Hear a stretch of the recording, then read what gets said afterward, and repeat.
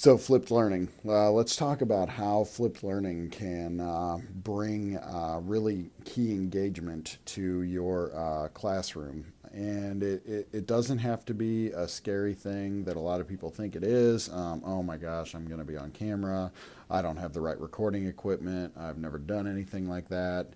Let's talk about just some of those things briefly so we can maybe get over that hump. And then a lot of you can go back to your buildings and try a flipped lesson. That's the ultimate goal.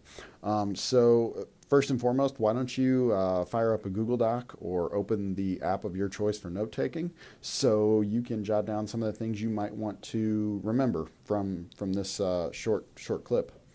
So, flipped learning, I'll be honest, I was actually first turned on to flipped learning at METC a couple of years ago, which was pretty neat. The first time I got to hear from and speak to Dr. Lodge McCammon. If you guys don't know who that is, look him up on YouTube. Has done some great work on flipped learning. A lot of this stuff I learned from him. And so I've been able to take it and use some of that myself. Don't be scared of flipped learning. First and foremost, just try it. If you think about it and think about it and think about it and you rehearse it and go over it, you probably will never get to it because there's always something you could do better, which is my first point with flipped learning. One take, just one take. That's what this video is going to be. If I mess up with a word or if something crazy happens in the background, I'm just going to roll with it. That's what we do in real life. You don't hit the reset button in the middle of class and say, "Oh, kids, I'm sorry, I mispronounced that word. I would like to start over." You just keep going. Same thing in a video. A lot of you might be thinking that, yeah, but I don't have this expensive software to put like an explosion over here or make words drop down and look cool like I see on YouTube and all that. You don't need anything that fancy. Equipment wise, if you want to get started, you can see now. I'll tell you, I do have some equipment I'm using right now. I have a microphone I'm using, which if you look, this is the microphone that came with my iPhone. Nothing fancy. It's the headphones that have the little mic on, so that's what I'm using for a little better audio. You can imagine what I'm recording on is my iPhone. Now I will tell you, I do have a stand here for my iPhone that I'm using, and I'm going to try to illustrate that for you guys here. If you can see, that would be the stand I'm using. Those are a folder stacked on top of books. With an iPad on that, and then the prop I'm using is a tape dispenser. So you can see it was that was a very expensive rig on Amazon. No, I'm just kidding. That's what I set up so I could do this video quickly in my office Monday morning.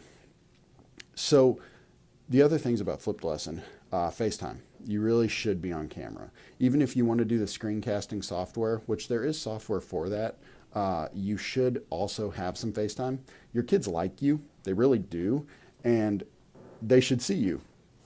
And if they get a chance to see you, I mean, now you're an internet sensation. Hey, you're on YouTube, and they want to see you and know. That's what makes it different than just finding a video on YouTube about your content. You go in and you're producing it, okay? And kids, they want to see you doing it. Couple of benefits to doing this. One, you double the amount of teachers in your class.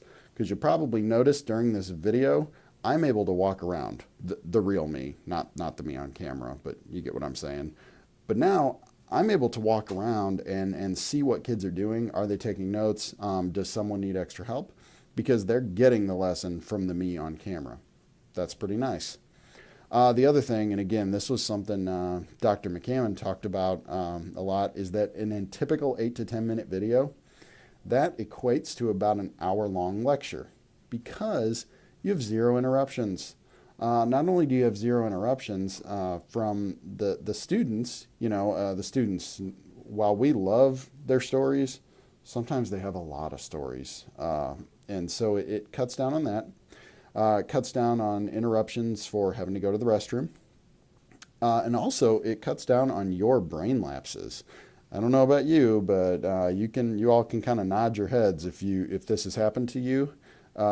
Hey, sixth hour, did we talk about this yesterday?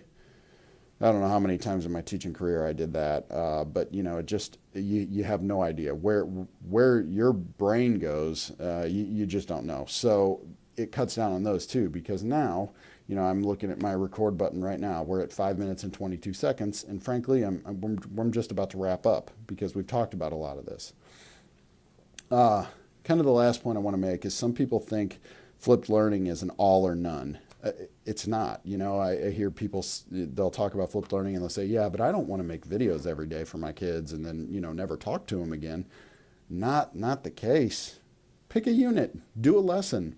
At the very least, it's something different for your students. It's not the same old boring in and out. I mean, that's what this is about, engagement.